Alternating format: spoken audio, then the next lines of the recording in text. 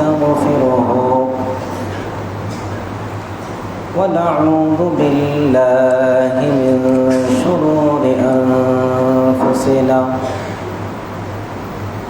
ومن سيئات أعمالنا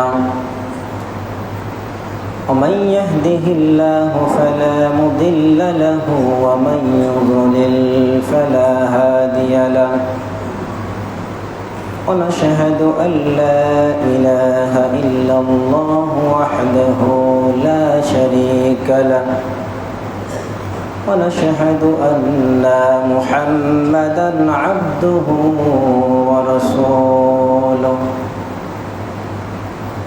أما بعد فأعوذ بالله من الشيطان الرجيم وما آتاكم الرسول فخذوه وما نهاكم عنه فانتهوا واتقوا الله إن الله شديد العقاب প্রশংসা আল্লাহ তাআলার জন্য। শান্তি অবতীর্ণ হোক মুহাম্মদ মুস্তাফা সাল্লাল্লাহু আলাইহি ওয়াসাল্লামের উপর। আল্লাহুম্মা সাল্লি আলাইহি আল্লাহুম্মা বারিক আলাইহি। সম্মানিত প্রিয় দিনী ভাইরা আমার, আজ আমি আপনাদের সামনে যে বিষয় সম্পর্কে আলোকপাত করতে যাচ্ছি, ইতিপূর্বে আমি কখনো এই বিষয়ে আলোচনা করিনি। আজকে প্রথমবার আপনাদের সামনে এই বিষয়ে আলোচনা করতে যাচ্ছি। আপনাদের অনেকেরই প্রত্যাশা, আশা, আকাঙ্ক্ষা যে আমরা এই বিষয়ে আলোচনা শুনব। হয়তো শুনেছেন অথবা শোনেননি। বিষয়টি হচ্ছে, একজন মানুষ যখন মারা যায়, এই মানুষটা মারা যাওয়ার পরে জীবিত ব্যক্তিদের কাজ কি এই মাইয়েতের জন্য? অর্থাৎ মৃত ব্যক্তির জন্য যারা জীবিত আছে তাদের কি কি কাজ আছে, কোন কোন কাজগুলো এদেরকে ছুঁড়ে ফেলা আবশ্যক, এই বিষয়ে আলোচনা হবে। আলোচনার শুরুতেই আমরা একটা জায়গাতে প্রায় অঙ্গীকারবদ্ধ হতে বাধ্য।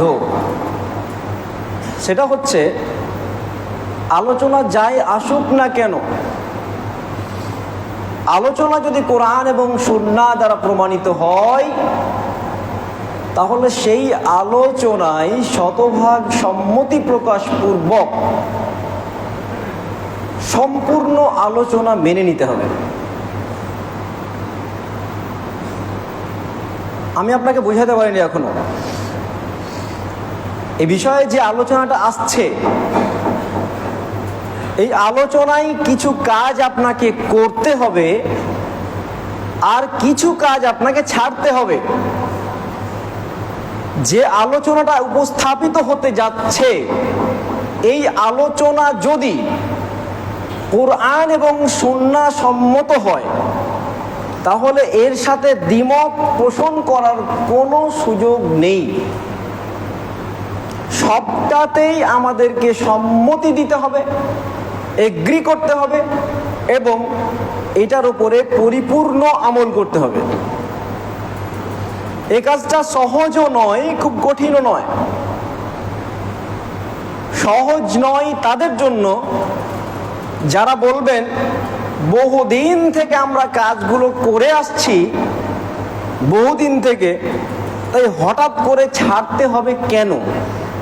যারা এই টেন্ডেন্সি নিয়ে আছেন তাদের জন্য কঠিন হবে। সহজ হবে কেন বা কাদের জন্য হবে? যদি আপনি মনে করেন কতদিন থেকে আমল করছি, কতদিন থেকে কাজ করছি, এটা গুরুত্বপূর্ণ নয়। গুরুত্বপূর্ণ হচ্ছে, যদি আমার এই আমলটা 70 বছর, 200 বছর, 700 বছর ধরেও হয়ে থাকে, আমলটার সাথে যদি কোরআন সুন্নাহর সামান্যতম সম্পর্ক না থাকে, তাহলে আমি ছাড়তে রাজি আছি, এই মনোভাব যদি থাকে, তাহলে যতটাই কঠিন হোক না কেন এটা সহজ হবে। আমাদেরকে একটা জায়গায় আসতে হবে, কখন কি করেছি বাদ দিতে হবে। আমাকে যেই কথাটা বলতে হবে, কোরআন এবং সুন্নাহর আলোচনা উপস্থাপিত হলো, এই মুহূর্তে বলতে হবে সামি'না, শুনলাম, ওয়া আতা'না, মেনে নিলাম। আমরা রাজি ইনশাআল্লাহ? ইনশাআল্লাহ। যেহেতু মৃত্যু সম্পর্কিত আলোচনা, তাই মৃত্যু সম্পর্কে কয়েকটা কথা বলার চেষ্টা করি আপনাকে। মৃত্যু এমন একটি সত্য যা পৃথিবীর কোন শক্তিধর রাজা,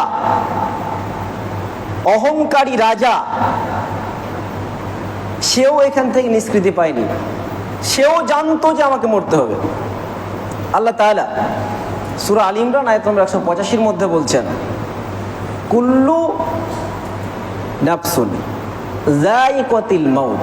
ভালো করে বুঝবেন, আল্লাহ স্পষ্ট বলছেন, যার জীবন আছে, জান আছে, তাকেই মৃত্যুর স্বাদ গ্রহণ করতে হবে। মরতে হবে এটা নয়, স্বাদটা গ্রহণ করতে হবে। মরার যে একটা স্বাদ আছে, এই স্বাদটা তাকে গ্রহণ করতে হবে। আল্লাহ রাসূল সাল্লাল্লাহু আলাইহি ওয়াসাল্লাম এই বিষয়টাকে বলছেন, মৃত্যুর মতো স্বাদহীন কোন জিনিস, মানে স্বাদহীন মানে পৃথিবীতে যত স্বাদ আছে, সমস্ত স্বাদকে বিষাক্ত করে দিতে পারে একটা জিনিস, তার নাম মৃত্যু। আপনি অনেক স্বাদ গ্রহণ করেছেন, অনেক স্বাদ, কিন্তু যখন এই মৃত্যু নামক বস্তুটা আপনি ভক্ষণ করবেন, আমি বোঝানোর জন্য ভক্ষণ করার কথা বলছি আপনাকে, এটা ভক্ষণ করার জিনিস না। এটা যখন আপনার কাছে আসবে, মৃত্যু যখন আসবে, এর একটা স্বাদ আপনি পাবেন। এটা যখন আপনি গ্রহণ করবেন, তখন মনে হবে পৃথিবীতে কি স্বাদ গ্রহণ করেছি আমি, কত মজাদার স্বাদ গ্রহণ করেছি, কোন স্বাদ এ স্বাদের কাছে নেই। সব স্বাদ নিমেষেই শেষ হয়ে যাবে। একটা মানুষ মরার পরে তার সর্বপ্রথম যে মঞ্জিল, সেই মঞ্জিলটার নাম কবর। কবর সম্পর্কে রঘুনাথগঞ্জে একটা বিশাল ধামাকা চলছে, ধোঁয়াশা চলছে। একটা গোত্র রঘুনাথগঞ্জের মাটিতেই বসে বলছে যে কবরের আযাব বলতে কিছু নেই। প্রচার করছে আপনার মাঝে, ঈমান আনতে হবে অদৃশ্যে। কবর একটা অদৃশ্যের বিষয়, এর ঈমান আনতে হবে। যদি কোনো ব্যক্তি মনে করে যে কবরের আযাব একটা সন্দেহজনক বিষয়, সে কাফির হয়ে গেছে, এতে কোনো সন্দেহ নেই। কবরের শাস্তি নিশ্চিত হবে, এটা অস্বীকারের কোনো জায়গা নেই। আমি আপনাকে কবর নিয়ে বহুদিন বলেছি, সংক্ষিপ্ত বলেছি, আজকেও সংক্ষিপ্ত বলার চেষ্টা করছি। বিস্তারিত আলোচনা করবো কবর নিয়ে, যখন আলোচনা করবো বিস্তারিত, তখন আলোচনা আসবে ইনশাআল্লাহ। কবরের আযাব শুধুমাত্র আত্মার উপরে হয় না, ভালো করে মন দিয়ে রাখেন। কবরের আযাব শুধুমাত্র আত্মার উপরে হয় না, দেহের উপরেও হয়। একাধিক হাদিস এসেছে। কবর শুধুমাত্র আপনার বাড়ির পাশে যে 3 ফুট জায়গা করছেন, এই জায়গাটাই শুধু কবর না। কেউ যদি জায়গাটা নাও পায়, সেও কবরে ঢুকবে। ভালো করে বুঝবেন, কারো নসিবে যদি কবর না পায়, সে মাছের পেটে চলে গেছে, সে পুড়ে মারা গেছে, চিহ্ন নেই, ছাই হয়ে গেছে, জলে ডুবে মারা গেছে, সে যেখানেই মারা যাক না কেন, তাকে কবরে ঢুকতেই হবে, অনিবার্য। অর্থাৎ মৃত্যুর পর থেকে নিয়ে কিয়ামত পর্যন্ত এই যে সময়, এই সময়টার নাম কবর, বারজাখী জীবন।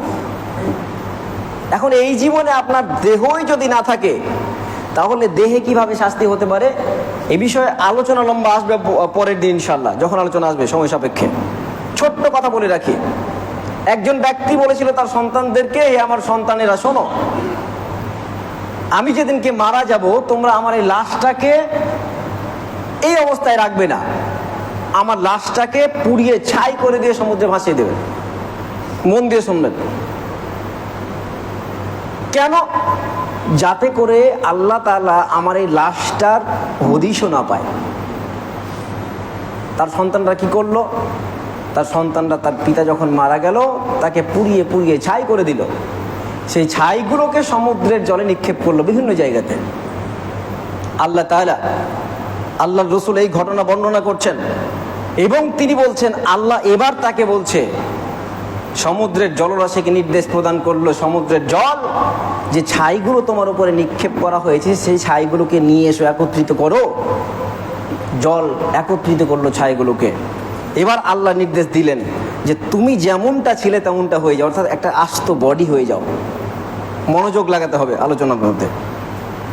এই বডি হলো, পূর্ণ দণ্ডায়মান হলো। আল্লাহ তাকে বলছে, ব্যাপার কি? তুমি কেন তোমার সন্তানদেরকে বলেছিলে যে আমাকে পুড়িয়ে ছাই করে দাও? তিনি জিজ্ঞাসা করলেন সেই লোকটাকে। আল্লাহ কি জানতেন না? তিনি জানতেন, তথাপি জিজ্ঞাসা করছেন। সেই লোকটা বলছে, আল্লাহ তোমার ব্যাপারে আমার এতটা ভয় ছিল, আমি তো অনেক পাপ করেছিলাম, তো পাপ তো করেই গেছিলাম, এত পাপ করেছি, ভয় লেগেছে তোমাকে দেখে। যদি আমাকে তুমি খুঁজে পেয়ে নাও তাহলে আমার অবস্থা থাকবে না, সুব্যবস্থা হয়ে যাবে তোমার দ্বারা। তাই আমি ভেবেছিলাম আমার অস্তিত্ব যদি না থাকে তো তাই ভালো, আল্লাহ খুঁজে পাবে না। যে তুমি আমাকে এতটা ভয় করো, এই জায়গাটা আসতে হবে।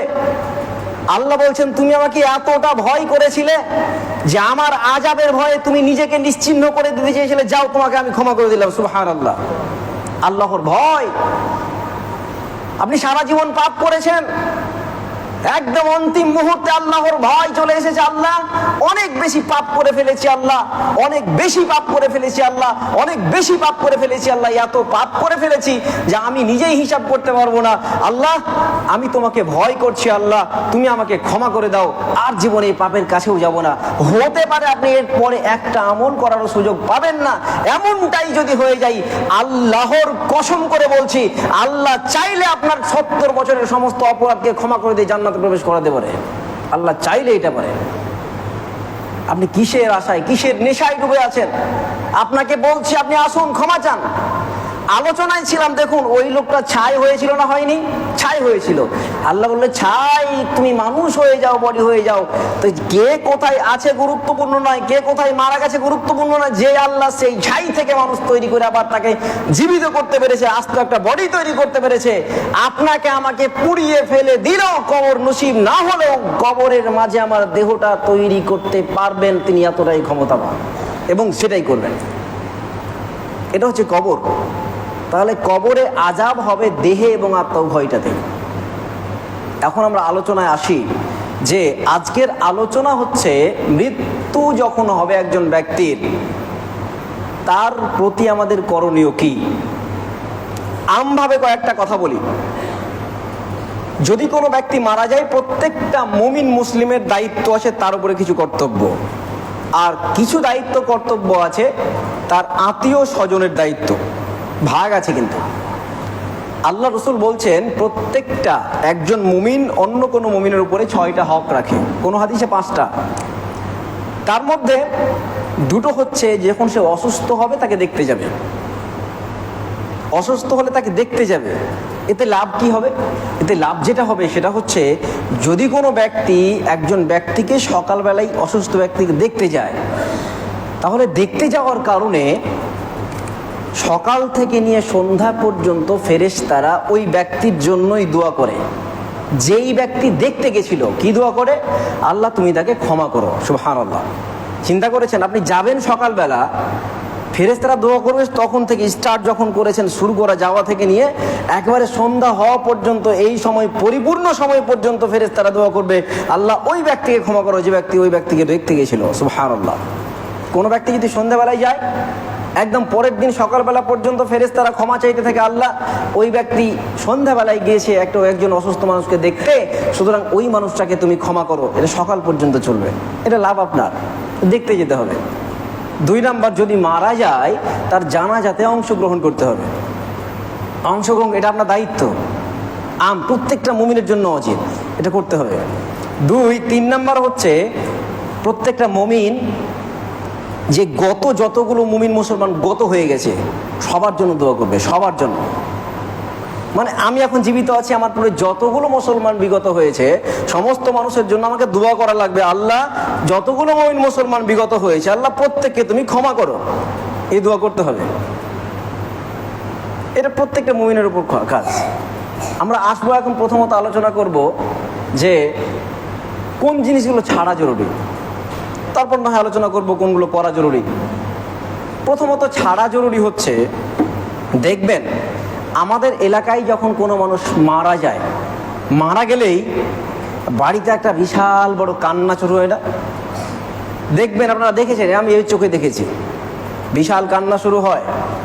কান্না এতটা বিকট হয়, এতটা বীভৎস হয়, অনেক দূর থেকে সেই কান্নার রোল শোনা যায় এবং এমন অবস্থা হয় যে মাটিতে গড়াগড়ি করতে শুরু করে, মাটিতে গড়াগড়ি, বুক চাপড়াতে শুরু করে, চুল ছিঁড়ে, জামাকে ছিঁড়ে ফেলে, গালে গালে চড়াতে থাকে, নিজেই করে এগুলো। আমি নিজের চোখে দেখেছি, মাটিতে মেন রাস্তাতে গিয়ে গড়াগড়ি শুরু করে দিয়েছে, করতে করতে করতে করতে নিজের চোখে, আমার গ্রামের ঘটনা। বিষয় হচ্ছে এটা ইসলামের সাথে সম্পর্কিত না। আপনার আব্বা, বাবা, মা, স্ত্রী, স্বামী, সন্তান মারা গেছে, দুঃখজনক, এটা ঠিক, কিন্তু এই ঠিকটাকে এতটা খারাপ করার কোনো সুযোগ নেই। আল্লাহ রাসূল সাল্লাল্লাহু আলাইহি ওয়াসাল্লাম বলছেন, যদি কোনো ব্যক্তি এমন করে কারো মৃত্যুতে সে বুক চাপড়ায়, জাহেলি যুগের মতো শরীরে আঘাত করে, জামা কাপড় ছিঁড়ে ফেলে, তাহলে সে আমারই দলভুক্ত না। সহিহ বুখারীর হাদিস এটা। তাহলে বুক চাপড়ানোর বিষয়, চিল্লে চিল্লে চিৎকার করে কান্না করার বিষয়, এগুলো একেবারেই নাজায়েজ, একেবারেই অবৈধ, একেবারেই করা যাবে না, এটা বাদ দিতে হবে। অনেক সাহাবী তার পরিবারকে বলেছে, আমি যখন মারা যাব তখন খবরদার চিৎকার করে কান্না করবে না, বারবার বলে গেছে। আল্লাহ রাসূল সাল্লাল্লাহু আলাইহি ওয়াসাল্লাম তার স্ত্রী মারা গেছে, তার কন্যা মারা গেছে, এইদের মারা যাওয়ার পরে আল্লাহ রাসূল চিৎকার করে কান্না করেন। তা কান্না করেছেন, কান্না করতে হবে, আপনার ভেতর ফাটবে, এটা স্বাভাবিক, ভেতর পেটে অশ্রু গড়িয়ে গড়িয়ে স্বাভাবিক ব্যাপার, কিন্তু এইটাকে একবারে ওই পর্যায়ে নিয়ে যাওয়া যাবে না। দুই, কেউ যখন মারা যায় সাথে সাথে মসজিদের মাইকে ঘোষণা হয়, অমুক জন অমুক পাড়ার মারা গেছে। এখনো হয় এটা, এ মসজিদে হয় না কিন্তু অন্য মসজিদে ঠিকই হয়। স্পষ্ট বিদআত, এটা করা যাবে না। স্পষ্ট বিদআত, এটা করা যাবে না। স্পষ্ট বিদআত, এটা করা যাবে না। পৃথিবীর যত বড়ই মোড়ল মাস্টার হোক না কেন, তার মৃত্যুর সংবাদ মাইকের মাধ্যমে ঘোষণা করা যাবে না, এটা বিদআত। এটা যদি কেউ করে, এইটার কারণেই তাকে জাহান্নামে যেতে হতে পারে। যদিও কোন আলেম বলেছেন যে না, কেউ যদি ইচ্ছা করে মসজিদের মাইক থেকে এইটুকু বলবে, অমুক জন মারা গেছে, অমুক সময় জানা যাও, এটা জায়েজ। জি না, এটা জায়েজ নয়। শুনুন, কেন জায়েজ নয়? জায়েজের ফতোয়াগুলো তখন আসে যখন কিছু হাদিস থাকে। আল্লাহ রাসূল সাল্লাল্লাহু আলাইহি ওয়াসাল্লাম, সহিহ বুখারীর হাদিস, আল্লাহ রাসূল সাল্লাল্লাহু আলাইহি ওয়াসাল্লাম নাজ্জাশী বাদশা যখন মারা যায়, তখন তিনি নিজে তার সংবাদটা ঘোষণা করেছিলেন, প্রকাশ করেছিলেন সংবাদ। এটা তাদের দলিল। আল্লাহ রাসূল নিজে ওই বাদশার খবর দিয়েছেন, তো কেন নাজায়েজ হবে? এটা করা যাবে না। বরং রাসূল করেছেন, তো ঘোষণা করতে হবে। দুই নাম্বার দলিল, এটাও সহিহ বিশুদ্ধ সূত্রে বর্ণিত। ওই মহিলা, যে মহিলা মারা গেছিল না, যে মহিলা ওই মসজিদে সেবা করত, আল্লাহ রাসূল কয়েকদিন দেখলেন যে মহিলা নেই, তো সাহাবাদের কাছে বললেন, কি ব্যাপার, ওই মহিলাকে দেখছি না কেন? তারা বলল, রাসূলুল্লাহ, ওই মহিলা তো মারা গেছে।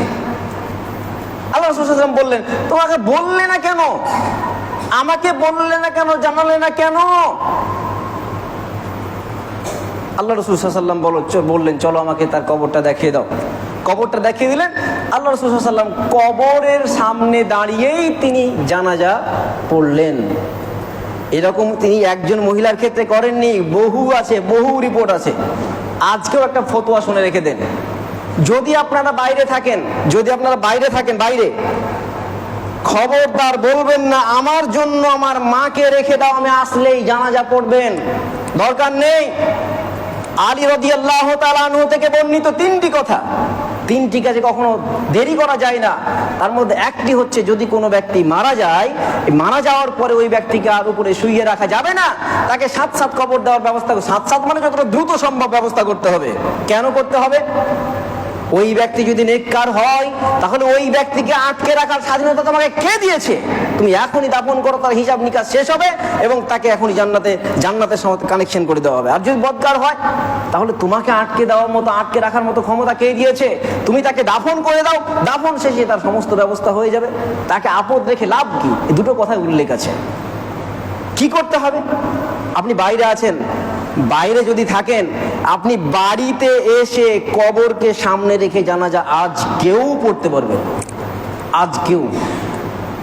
আবারও বলছি, যদি কেউ বাইরে থাকে আর নিজের বাবা মা আত্মীয় স্বজন মারা যায়, তাহলে পারে ওই ব্যক্তিকে ফোন লাগিয়ে এটা বলার দরকার নেই তুমি এসো বা আমি আসছি তারপর জানাজা দাও, দাফন করো, এটা বলার দরকার নেই। বরং বলতে হবে কি, যে জানাজা পড়িয়ে দাও, আমি আসছি। ও এসে আবার গোরস্থানে গিয়ে কবরকে সামনে রেখে জানাজা পড়তে পারবে, এটাই ফতোয়া।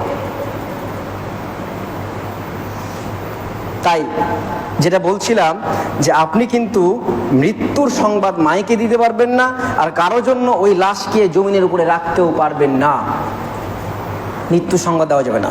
এবার যে হাদিস দুটো আপনাকে বললাম দলিল হিসেবে, তারা এটা বলছে যেহেতু জায়েজ আছে, আল্লাহ রাসূল বললেন কেন তুমি এটা করলে না, আমাকে জানালে না কেন? দলিল তো এখানে আছে, কথা তো ঠিকই।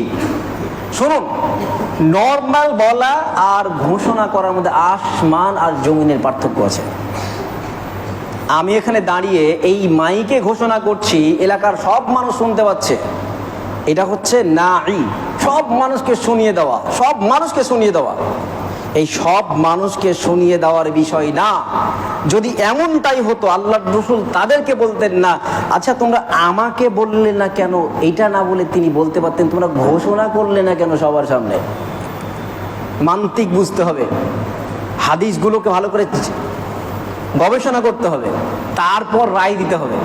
আল্লাহ রাসূল একবারের জন্য বলেননি, আচ্ছা তুমি মিনারে উঠে বললে না কেন যে অমুক মহিলা মারা গেছে, তাহলে তো ঠিকই তো শুনতে পেতাম। আল্লাহ রাসূলের বাড়ি কোথায়?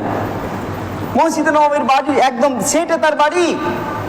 আল্লাহ রাসূল তাও জানতে পারেন না, তো তিনি তো বলতে পারতেন, এই মিনারে তুমি উঠলে না কেন? মিনারে উঠেই তো ঘোষণা করতে পারতে যে আজকে অমুক মহিলা মারা গেছে, যে এই মহিলা মসজিদের খাদেমা ছিলেন, তাহলে আমি ঠিকই যেতে পারতাম। কিন্তু সেটা না বলে তিনি বললেন কি, তুমি আমাকে জানালে না কেন, আমাকে জানালে না কেন?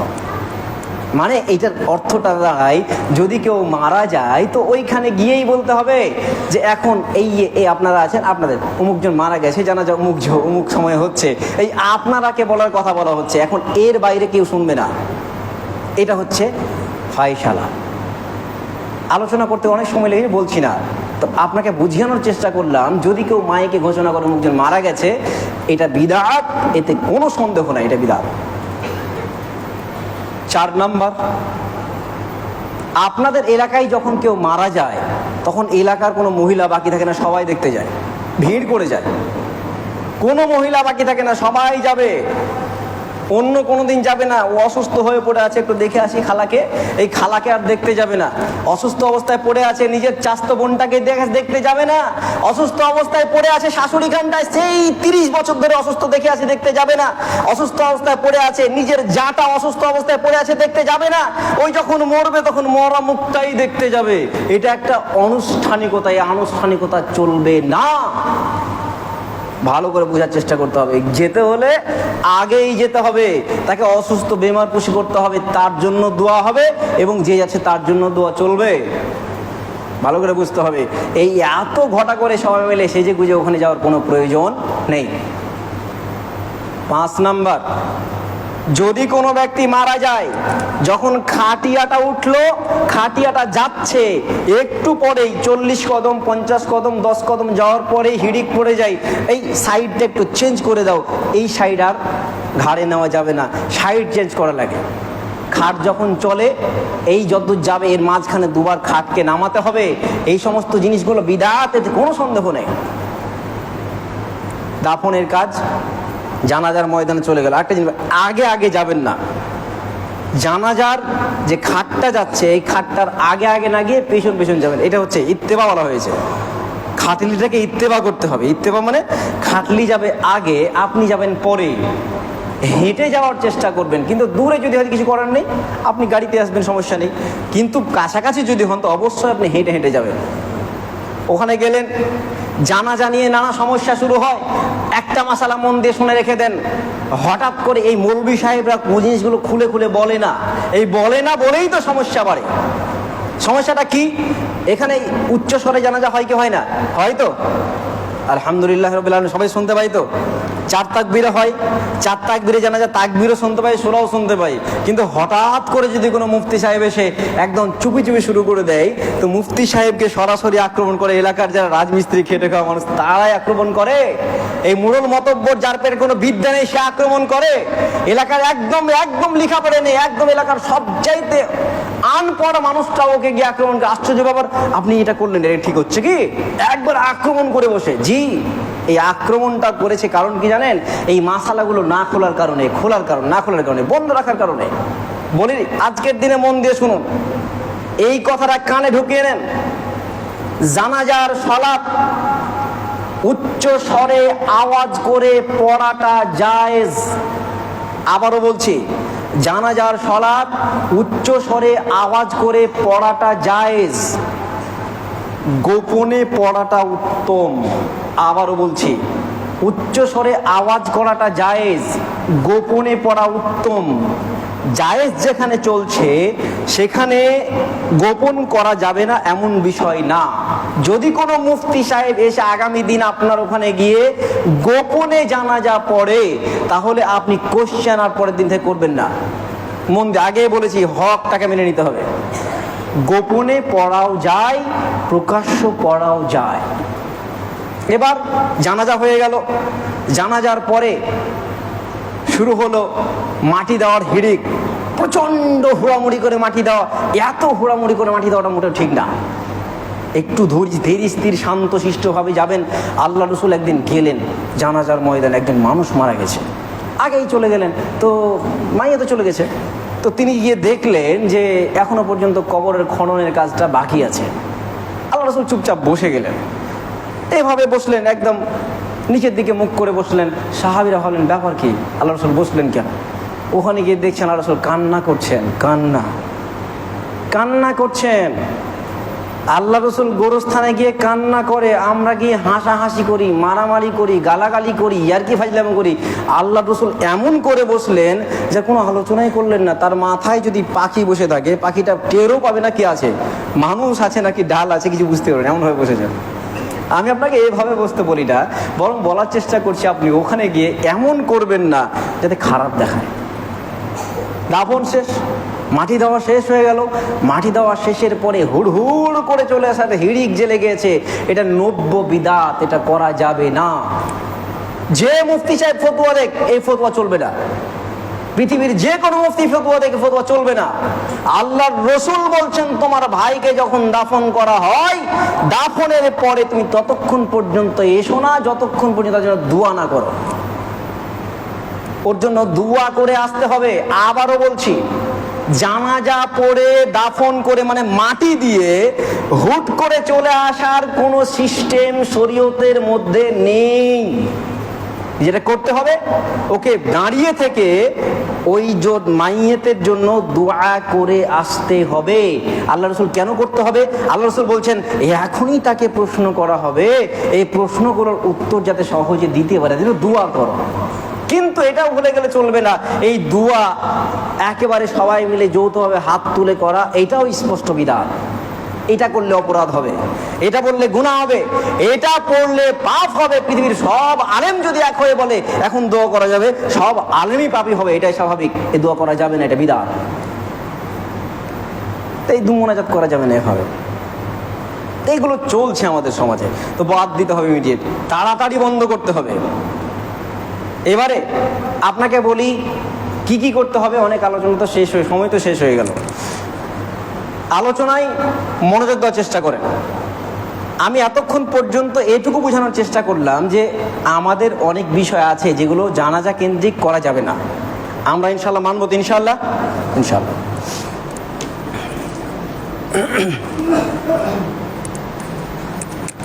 আলহামদুলিল্লাহি ওয়াহদা ওয়াসসালাতু ওয়াসসালামু আলা মান লা নাবিয়্যা বা'দা, আম্মা বা'দ। আমি যে বিষয়টি আলোচনা করতে যাব এবার, সেটা হচ্ছে যে একজন মৃত ব্যক্তি যখন মারা যায়, এই পৃথিবীতে তার কোনো আমল বাকি থাকে না। ইজা মাতাল ইসলাম ইজা মাতাল ইনসান, যখন একজন মানুষ মারা যায় তার কোনো আমল আর অবশিষ্ট থাকে না, তোর আমল আর করার কোনো সুযোগ নেই। ইল্লামিন সালাসাতিন, তবে তিনটা কাজ বাদ দিয়ে। ইল্লামিন সাদাকাতিন জারিয়াতিন, তার মধ্যে তিনটার একটা হচ্ছে সাদকায়ে জারিয়া করা। দুটো হচ্ছে এমন ইলম, যে ইলম এর কারণে সমাজে প্রভাবিত হয়েছে, ইলম সমাজে চালু আছে, এমন ইলম, উপকারী ইলম। এমন সন্তান, নেক সন্তান, এই তিনটা জিনিস। এক হচ্ছে সাদাকায়ে জারিয়া, দুই উপকারী ইলম, তিন হচ্ছে নেক সন্তান। এই তিনটা জিনিস যদি থাকে পৃথিবীতে, তাহলে তার মরার পরেও আবার যাবে কোথায়? তার কবরে সব পৌঁছতে থাকবে। আর একটা বিষয় মনে রেখে দিই, শুধু সবই পৌঁছাবে না। যদি কোনো ব্যক্তি মারা যায়, তার আরও দুটো জিনিস তার কাছে পৌঁছাবে। গুনাহুন জারিয়াতুন পৌঁছাবে। এমন কোনো অপরাধ করে গেলেন, যে অপরাধটা আপনি পৃথিবীতে এস্টাবলিশড করে গেলেন, ওটা স্মরণ করে সবাই করেই যাচ্ছে। এই অপরাধ যতগুলো মানুষ করবে, সমস্ত মানুষের পাপ তারও একটা অংশ যাবে। মাথায় রাখতে হবে এটা। এমন জ্ঞান আপনি দিয়ে গেলেন, যেই জ্ঞান আপনি জেনে শুনেই পাপী জ্ঞান, ওই জ্ঞান ওই মানুষটার মাথায় ঢুকিয়েছেন। ও যতদিন বাঁচছে ততদিন আপনার জ্ঞানটাকে ফলো করে আমল করছে। এটা হচ্ছে অপকারী জ্ঞান। এই অপকারী জ্ঞান যতদিন পর্যন্ত সে বাস্তবায়ন করবে, যত অপরাধ করবে, সমস্ত অপরাধের একটা ভাগ আপনার কাছে পৌঁছাবে। আলোচনার সামনে ইনশাআল্লাহ আলোচনা হবে। আমি আজকে বেশি কিছু আলোচনা করতে চাচ্ছি না। যেটুকু আলোচনা করলাম সেইটুকু আলোচনা কি বুঝতে পেরেছেন? ইনশাআল্লাহ আমরা মেনে চলব। দুটো কথা খালি বলি। এক, মৃত্যুর পরে সর্বপ্রথম যদি কোনো কাজ করেন, আপনি যদি তার সন্তান হন, তাহলে তার যে ঋণ আছে সেই ঋণটা আগে পরিশোধ করেন। দলিল নিয়ে আলোচনা করে ঋণ পরিশোধ করে ফেলেন। যত টাকা ঋণ হোক আপনাকে পরিশোধ করতে হবে। ওয়ারিশ আপনি, যদি আপনার বাপের সম্পত্তি সবটা বিক্রি করে হয়, তবুও ঋণ পরিশোধ করা লাগবে। কারণ এই ঋণের কারণে সে ঝুলন্ত অবস্থায় থাকে। অন্য হাদিসে এসছে, এই ঋণের কারণে তাকে জান্নাতে প্রবেশ করতে দেওয়াই হবে না। দুই, আপনার বাপ যদি আপনার দাদুর সম্পদ বা আপনার বাপের যে সম্পদ ছিল, দাদুর কাছ থেকে পেয়েছিল, ওই সম্পদ ভুল করে বা ইচ্ছাকৃতভাবে যদি আপনার বাপ আপনার নামে লিখে দিয়ে দেয়, এখন জেনেছেন এই মুহূর্তে যত ওয়ারিশ সবাইকে ফেরত দিতে হবে। বাপ করেছে এটা ভুল, এই কাজটা করার কারণে সন্তান হিসেবে আপনার দায়িত্ব হচ্ছে ভুলটা শুধরে দেওয়া। কি এখন তো বাপ নেই, তো কি করতে হবে? ওই সম্পত্তি যেটা আপনাকে লিখে দিয়েছে, আপনি তো জানেন আপনার বোনের সম্পত্তি, এটা আপনি জানেন আপনার কার সম্পত্তি, এখন ইমিডিয়েট জানাজা পড়ে এসে এখন কাজ করতে হবে। আপনার সমস্ত সম্পত্তি আবার তাদের কাছে ফেরত পাঠাতে হবে, যার সম্পত্তি ছিল। চলবে না। 3 নম্বর কাজ যেটা করবেন সেটা হচ্ছে যে আপনার বাপ যখন মারা যায়, আপনার মা যখন মারা যায়, তখন একটা ওসিয়ত করে গেছে, বেটা এই যে আমি মারা যাচ্ছি, ওই এলাকার যে ইয়াতিম ছেলেটা আছে না, ওই ইয়াতিম ছেলেটাকে আমি 1 কাঠা জমি দিলাম। রেজিস্ট্রি নয়, শুধু মুখে বলেছে আমি ওই এলাকার ছেলেটাকে আমার যে সম্পত্তি আছে এই সম্পত্তি থেকে 1 কাঠা জমি দিলাম। এটা আপনি জানেন, আপনার পরিবার জানে, পৃথিবীর কেউ জানে না। এখনই দেওয়া লাগবে, মারা গেছে। এই ওসিয়ত পূর্ণ করা ফরজ। যদি কেউ পূর্ণ না করে অপরাধী হবে।